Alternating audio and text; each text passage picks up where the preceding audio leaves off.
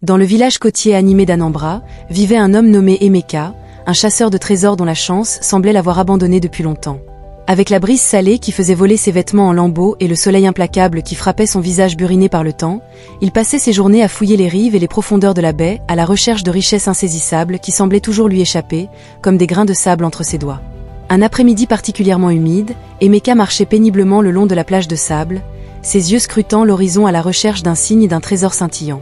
Ses poches étaient vides et son moral au plus bas, alors qu'il donnait des coups de pied dans le sable, sentant le poids de ses échecs peser sur lui. Soudain, au milieu des vagues déferlantes et des cris des oiseaux de mer, une mélodie envoûtante parvint à ses oreilles. Émerveillé, il suivit ce son éthéré jusqu'à une crique isolée, cachée des regards curieux du village. Là, baigné par la lumière dorée du soleil couchant, il aperçut une vue qui lui coupa le souffle. Une sirène, sa peau scintillante comme de l'or fondu, reposait sur un affleurement rocheux, ses longs cheveux tombant en cascades de lumière liquide. Alors qu'Emeka s'approchait, elle se tourna vers lui avec des yeux de la couleur de la mer et un sourire à la fois mystérieux et malicieux. « Bienvenue, chasseur de trésors », murmura-t-elle, sa voix aussi douce que du miel soyeux. « Je suis Eka, gardienne de ces eaux. Qu'est-ce qui t'amène dans mon domaine ?» Emeka pouvait à peine croire ses yeux. Les sirènes étaient des créatures de mythes et de légendes mentionnées dans les contes marins, mais ici, devant lui, se tenait l'une d'entre elles dans toute sa gloire rayonnante. « Je m'appelle Eka. Je cherche fortune et richesse au-delà de toute mesure, » répondit-il, sa voix teintée d'émerveillement. Mais hélas, elle me fuit toujours. Le rire d'Amashi dansait dans la brise, envoyant des frissons dans le dos d'Emeka. « Ne t'inquiète pas, cher Eka, car j'ai peut-être la solution à tes malheurs, » dit-elle, ses yeux scintillant d'une lumière surnaturelle. « Je possède un don unique en son genre, un toucher qui transforme tout en or. » Le cœur d'Emeka s'emballa à la pensée d'un tel pouvoir. L'or était la clé de ses rêves, la réponse à toutes ses prières. Avec l'aide d'Amashi, il pourrait enfin s'emparer des richesses et de la prospérité qu'il désirait tant. « Dis-moi, comment puis-je obtenir un tel don miraculeux ?» demanda-t-il, sa voix tremblante d'anticipation. Le sourire d'Amashi s'élargit, révélant des rangées de dents étincelantes. « Je ne te demande qu'une faveur simple, » répondit-elle, sa voix empreinte de tentation douce comme le miel. « Apporte-moi des trésors précieux du monde terrestre et en échange, je te donnerai le toucher de la sirène. » Sans hésitation, Emeka accepta les termes d'Amashi, son esprit brûlant d'images de richesse infinie et de prospérité sans fin. Mais il ignorait que l'offre de la sirène dorée avait un prix bien plus élevé qu'il ne pouvait l'imaginer. Jour après jour, Emeka parcourait la terre et la mer, rassemblant des artefacts précieux et des trésors rares, même des objets ménagers ordinaires pour les offrir à Amashi. Chaque fois qu'il revenait à la crique, elle l'accueillait avec un sourire et un toucher qui transformaient ses offrandes en or scintillant. À chaque cadeau qu'il lui apportait, Emeka se sentait de plus en plus attiré par l'emprise enchanteresse d'Amashi. Cependant, à mesure que les semaines se transformaient en mois, Emeka commença à remarquer un changement en lui. Même lorsqu'il était occupé chez lui, il ressentait toujours le besoin de rencontrer la sirène. Sa peau prit une légère teinte dorée, ses yeux brillaient d'une soie fébrile de richesse, et son cœur s'alourdissait d'un poids qu'il ne pouvait nommer. Il était tombé dans la toile dorée d'Amashi, incapable de se libérer de son sort.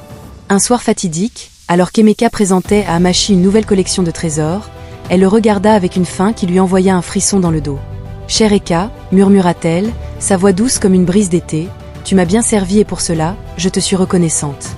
Mais il y a une dernière tâche que tu dois accomplir pour moi. » Le cœur d'Emeka battait à tout rompre dans sa poitrine, tandis qu'il attendait la commande d'Amashi. Quoi que ce soit, il était prêt à tout pour la satisfaire, tant qu'elle continuerait à transformer ses apports en or. « Viens avec moi sous la mer, et nous pourrons régner ensemble sur le monde sous-marin. » Emeka recula d'horreur en entendant les paroles d'Amashi. Il n'était qu'un humain, et l'idée de vivre sous l'eau avec une sirène le terrifiait. C'était un monde qu'il ne connaissait pas, et il n'était pas sûr de pouvoir y survivre. « Je ne peux pas faire cela, » déclara-t-il, sa voix tremblante de défi. « Le monde que je connais est sur terre. Je ne suis pas une créature de la mer, et je ne pense pas avoir de chance là-bas. » Les yeux d'Amashi brillèrent de fureur, sa forme dorée scintillant d'une lumière surnaturelle. « Je t'ai aidé avec tout ce que tu m'as apporté, et maintenant tu refuses la seule chose que je te demande en retour. Alors, tu ne me laisses pas le choix, » siffla-t-elle, sa voix résonnant comme un coup de tonnerre sur les vagues. D'un mouvement de la main, elle libéra un torrent de lumière dorée qui enveloppa Emeka, recouvrant sa peau et la transformant en or étincelant. Il cria de douleur alors que sa chair se changeait en plaques de métal, son cri résonnant dans la crique vide. Lorsque la lumière s'évanouit enfin, Emeka se tenait figé, son corps devenu une statue d'or massif. Amashi s'approcha de lui avec un sourire malicieux, ses yeux froids et inflexibles. « Maintenant, tu n'as plus d'autre choix que de venir avec moi, chère Emeka, murmura-t-elle, sa voix résonnant dans l'immensité vide de la crique. Elle saisit ses mains dorées et, d'un coup de queue, Amashi l'entraîna dans les eaux, et ils disparurent tous deux sous les vagues. Ils plongèrent à grande vitesse, un sourire illuminant le visage d'Amashi alors qu'elle tirait Emeka avec elle. Ils arrivèrent dans le monde sous-marin, et Amashi le porta dans sa grotte, faisant fondre l'or de son corps pour lui permettre de bouger librement, bien que sa peau continuât à briller d'une couleur jaune éclatante. Maintenant, nous pouvons rester ensemble et avoir notre bonheur pour toujours, dit Amashi. Emeka regarda autour de lui, incrédule, admirant comment il pouvait respirer dans ce monde sous-marin. Comment cela peut-il se terminer par un « ils vécurent heureux pour toujours quand tu m'as kidnappé » demanda-t-il. Tu apprendras à m'aimer, que tu le veuilles ou non, répondit Amashi. Les semaines suivantes, Amashi fit découvrir à Emeka le monde sous-marin, le présentant à chaque sirène de la rivière. Emeka se surprenait parfois à apprécier la vie et les paysages de ce monde aquatique, mais il ne pouvait s'empêcher de ressentir une nostalgie pour sa vie sur Terre. Emeka suppliait Amashi de le laisser partir, mais elle répondait simplement « Tu ne m'aimes pas encore. Donne-moi du temps, tu m'aimeras. » Avec frustration et patience, Emeka essaya de s'adapter à cette vie sous-marine, mais il savait que s'il voulait échapper à ce monde, il devait trouver un moyen de tromper Amashi. Des mois passèrent, et Emeka commença véritablement à s'habituer à Amashi. Il participait à des discussions avec d'autres sirènes et leur racontait des histoires de sa vie sur Terre, impressionnant les sirènes par ses talents de conteur. Emeka devint si populaire parmi elles qu'elle voulait toutes passer du temps avec lui. Amashi, très protectrice, restait toujours à ses côtés lorsque les sirènes venaient lui rendre visite. Après quelques mois dans le monde sous-marin, toutes les sirènes désiraient Emeka pour elles-mêmes, ce qui entraînait souvent des disputes entre elles. Une sirène en particulier, nommée Sarafina, était particulièrement possessive et têtue. « Amashi, s'il te plaît, ne parle plus à mon Emeka », disait-elle, et les sirènes se disputaient, une querelle qu'Emeka seul pouvait stopper. Emeka réfléchissait à la manière dont il pourrait utiliser leur conflit à son avantage. « Si tu m'aimes vraiment, Amashi, tu enlèveras cette teinte dorée de ma peau, » disait-il. Mais Amashi, consciente des ruses qu'il jouait, ne tombait pas dans le piège. Un soir, alors qu'Emeka se remémorait sa vie sur Terre, il eut une idée. Il se rendit au centre du monde sous-marin et lança un défi. Celle qui me rapportera l'œil gauche d'un requin et l'œil droit d'une tortue, je l'épouserai et lui donnerai mon cœur pour le reste de ma vie. Amashi était méfiante, mais comme toutes les sirènes avaient déjà couru chercher des yeux, elle n'eut d'autre choix que de partir également à la recherche. Amashi nagea vers Emeka. « Promets-moi que tu ne partiras pas, dit-elle. Il la regarda avec un sourire malicieux. « Celle qui me rapportera les yeux aura mon cœur. » Amashi se précipita dans les eaux à toute vitesse, et avec toutes les sirènes parties, Emeka saisit l'occasion et nagea vers la surface. Il nagea de toutes ses forces, ignorant la douleur dans ses épaules, et atteignit enfin la surface. Il nagea jusqu'à la rive, où des villageois et des pêcheurs le regardèrent avant de s'enfuir. Emeka courut vers eux, essayant de parler et de les convaincre qu'il était humain. « C'est moi, Emeka, s'il vous plaît, aidez-moi, aidez-moi, dit-il. » Après quelques cris et hésitations, ils s'arrêtèrent enfin et s'approchèrent de lui avec scepticisme. « Est-ce bien toi ?» demandèrent-ils. « Oui, c'est moi, répondit-il. » Ils s'approchèrent de lui, reconnaissant ses traits de visage et réalisant qu'il s'agissait bien d'Emeka. Il fut porté au village, où il leur raconta comment la sirène dorée l'avait capturé et transformé sa peau en or. Les villageois appelèrent le grand prêtre pour consulter les dieux afin de trouver une solution à son problème de peau dorée. Le prêtre, après avoir fait ses consultations, déclara que pour que la peau d'Emeka redevienne normale, la sirène qu'il avait maudite devait mourir. Emeka resta au village pendant quelques jours, réfléchissant à comment rompre la malédiction. Peu importe combien il essayait, il ne pouvait se résoudre à l'idée de tuer Amashi. Malgré tout ce qu'elle avait fait, il avait du mal à la voir comme une créature purement maléfique. Le matin du 4e jour, il prit son poignard doré et se dirigea vers la rivière. Il entra dans l'eau, cachant le poignard sous son pantalon. Alors qu'il nageait de plus en plus profondément, il vit un banc de poissons nager vers lui. Instinctivement, il essaya de couvrir son visage, mais ils passèrent simplement à côté de lui. En se retournant, il vit soudain Amashi le regarder avec un mélange de tristesse et de colère. « Tu avais promis que tu ne partirais jamais. Nous avons failli perdre Sarafina à cause d'un requin, à cause de toi, et maintenant tu es revenu pour faire quoi ?» demanda Amashi, sa voix lourde d'émotion. Emeka la regarda, choisissant soigneusement ses mots. « Je suis revenu parce que je t'aime. Avec le temps loin de toi, j'ai réalisé que je ne pouvais pas vivre sans toi, » dit-il, forçant les mots avec un mélange de sincérité et de tromperie. Le visage douloureux d'Amashi se transforma lentement en un sourire. « Elle courut vers lui et le serra fort dans ses bras. Emeka pensa en lui-même que c'était le moment parfait pour briser la malédiction. Mais avec Amashi enroulé autour de lui, il ne pouvait pas agir. Elle l'entraîna dans les profondeurs du monde sous-marin où toutes les sirènes l'attendaient. Elles étaient ravies de le revoir, même l'injurieuse Sarfina. « Bienvenue, Emeka » dirent-elles. Amashi tira Emeka au centre du rassemblement. « Emeka m'a choisi, il est maintenant à moi et à moi seul pour toujours », déclara-t-elle avec un sourire fier. Elle lui tendit les yeux qu'elle avait récupérés, l'œil du dauphin et l'œil du requin. Emeka regarda autour de lui, conscient qu'il devait bientôt faire un choix. S'il ne rompait pas la malédiction maintenant, il serait piégé dans ce monde pour toujours. Alors qu'Amashi le tirait plus près et l'embrassait passionnément, l'esprit d'Emeka s'emballa. Après le baiser, il la regarda profondément dans les yeux, rempli d'émotion, et sortit tranquillement le poignard de sous ses vêtements.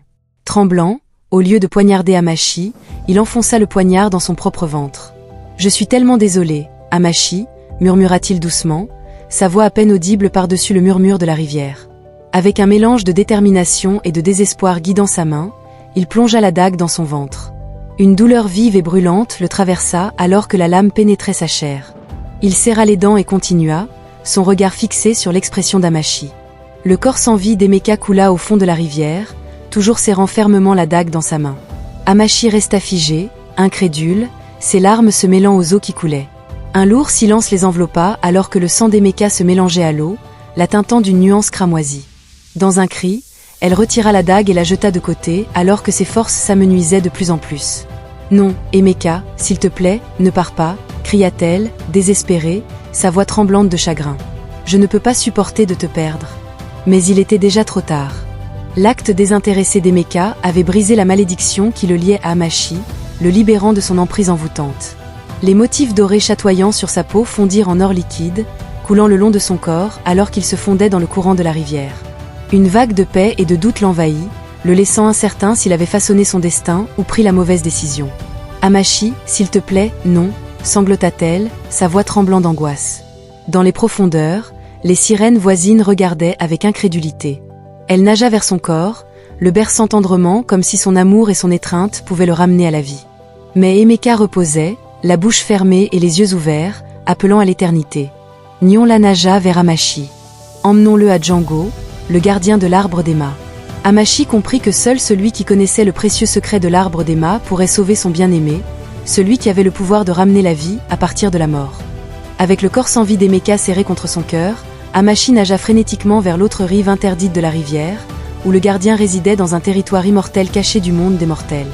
Nyon-la s'arrêta au bord de ce territoire. « Je t'attendrai ici, » dit-elle, et Amashi continua. Plus elle s'approchait du territoire du gardien, plus la lumière scintillait, les guidant de loin vers leur destination. Là se tenait le gardien, une créature sombre et intimidante, drapée, tenant un sac tissé rempli de fruits blancs et lumineux. Sa présence était à la fois majestueuse et effrayante. Amashi s'approcha lentement du dieu, le cœur rempli de tristesse et de désespoir. « Grand Django, défenseur de notre arbre, aie pitié et restaure mon bien-aimé Emeka » supplia-t-elle, la voix étranglée. Elle jeta un regard plein de désir vers la silhouette imposante de Dango, le gardien de l'arbre brillant. Le lien de confiance et de foi était si solide que le gardien fit quelques pas vers Hachi, dans un état où il pouvait voir au fond de son âme. Puis, il posa ses mains sombres sur Eka. Après ce qui sembla être une éternité, le gardien parla d'une voix à la fois agréable et terrifiante, semblable au grondement des vagues. « Tu joues avec les chemins à double tranchant de l'amour. Ton soi-disant amour est une cage destinée à emprisonner l'un de vous. Le feu et l'eau, la prison et la liberté, l'amour et la douleur. Pour réveiller celui que tu aimes, tu dois sacrifier ce qui te définit, l'essence même de ton être, ce qui te rendra vulnérable à la mort dans l'endroit que tu appelais jadis chez toi. Car à travers la mort vient la vie. » Ces mots, porteurs de peur et d'une décision énigmatique, firent battre le cœur d'Anchi à tout rompre, résonnant fort dans sa poitrine alors qu'elle réalisait la gravité de la demande du gardien. Pour sauver Emeka, elle devrait renoncer à sa forme de sirène dorée, l'incarnation même de son être et de son existence. C'était un choix qu'aucune sirène de la rivière n'avait jamais eu à affronter. Sans hésiter, Anchi prit sa décision, les larmes se mêlant à l'eau. Elle ferma les yeux et dit « Je suis prête à tout sacrifier pour lui. » En regardant Dango, celui-ci lui tendit un fruit d'apparence blanchâtre. « Prends une bouchée, puis mets la portion que tu as mordue dans sa bouche, » lui dit Dango en lui tendant le fruit. Anchi fit comme il lui avait dit, et alors qu'elle mettait le morceau mordu dans la bouche d'Eka, Une lumière dorée les enveloppa tous les deux. Lentement, ses écailles dorées et sa queue disparurent, abandonnant sa forme de sirène. En un instant, ses écailles scintillantes se dissolurent dans l'eau, transformant sa queue dorée en jambes humaines. Alors qu'Anchi prenait sa nouvelle forme humaine, elle se sentait toute neuve, mais sa transformation eut un prix auquel elle n'avait pas pensé. Elle ne pouvait plus respirer sous l'eau. Elle commença à se noyer, ses nouveaux poumons humains incapables de respirer sous l'eau. Elle regarda Eka, toujours flottant sans connaissance, alors qu'elle commençait à suffoquer et à couler faiblement. Dango la regarda sombrer lentement dans les ténèbres sans faire la moindre tentative pour l'aider. Il se tourna vers Eka, toujours inconscient. « Elle est en train de se noyer, » dit-il. Les yeux d'Emeka s'ouvrirent soudain, regardant autour de lui, confus. « Qu'est-ce qui vient de se passer ?» demanda-t-il. Dango le regarda et répondit « Tu sais ce qui s'est passé. Elle se noie et elle meurt. » Emeka baissa les yeux et vit une silhouette aux cheveux dorés tomber profondément sous lui. Il plongea rapidement vers la silhouette. « Anchi !» cria-t-il, étouffé par l'eau, mais elle était déjà inconsciente. Il plongea plus profondément, animé par une force née de l'amour, étendant la main vers Anchi et la serrant contre lui. Emeka la prit dans ses bras et la porta sur son épaule, nageant de toutes ses forces vers la surface, mais sa vitesse ne suffisait pas. Il sentit le corps d'Anchi s'affaisser dans ses bras. Il appela Dango à l'aide, mais le gardien regardait en silence, désespéré. Emeka nagea, balançant ses bras et ses jambes, et alors qu'il traversait la barrière de la région interdite, il vit Nyowonla. Il l'appela, et Nyowonla nagea rapidement vers eux, utilisant toute sa force pour les porter tous les deux à la surface. Lorsqu'ils émergèrent à la surface de la rivière, Anchi restait inerte, toujours inconsciente. Emeka la porta jusqu'à la rive et la déposa. Elle restait là, immobile. Nyowonla resta en arrière dans la rivière, regardant avec crainte. Emeka posa son oreille sur sa poitrine, essayant d'écouter un battement de cœur, mais il n'entendit rien. Il regarda Nyowonla, mais elle ne pouvait que le fixer, perplexe. Emeka regarda Anchi allongé sur le sol. « Tu m'as capturé de force et tu m'as obligé à t'aimer de force. Maintenant, tu dois te réveiller, Anchi. Tu dois te réveiller, » dit-il en secouant son corps violemment. Soudain, Anchi toussa, recrachant de l'eau. Elle haleta pour de l'air, ses poumons se remplissant à nouveau de précieux oxygène. Elle leva les yeux vers Emeka et s'agrippa à lui, le tenant fermement et pleurant sur son épaule, son cœur débordant de gratitude et de soulagement. « Merci d'être revenu, » murmura-t-elle à son oreille, sa voix douce et calme, avec un souffle soulagé. « Tu m'as sauvé. » Emeka sourit, regardant dans les yeux d'Anchi, rayonnant d'amour et de paix. « Et tu m'as sauvé » répondit-il, déposant un doux baiser sur son front. Emeka regarda en arrière vers Nyowonla. « Merci » dit-il avec un sourire. Nyowonla leur sourit en retour et plongea de nouveau dans les eaux. Ensemble, Emeka et Anchi s'assirent sur la rive du fleuve, se tenant étroitement l'un contre l'autre. Leur lien, forgé par le sacrifice, était indestructible. Le soleil couchant projetait une douce lueur orangée sur la rive et la rivière, reflétant à la surface comme un souvenir nostalgique. Ils savaient qu'un nouveau voyage était sur le point de commencer, et avec l'autre à leur côté, ils étaient prêts à affronter tout ce qui les attendait. Main dans la main, ils embrassèrent l'incertitude de leur avenir, leur cœur pour toujours entrelacé dans un amour capable de résister aux profondeurs les plus sombres des eaux. Voilà la fin de l'histoire. Merci d'avoir regardé. N'oubliez pas de mettre un pouce bleu et de vous abonner si ce n'est pas encore fait pour plus de contenu. On se retrouve à la prochaine.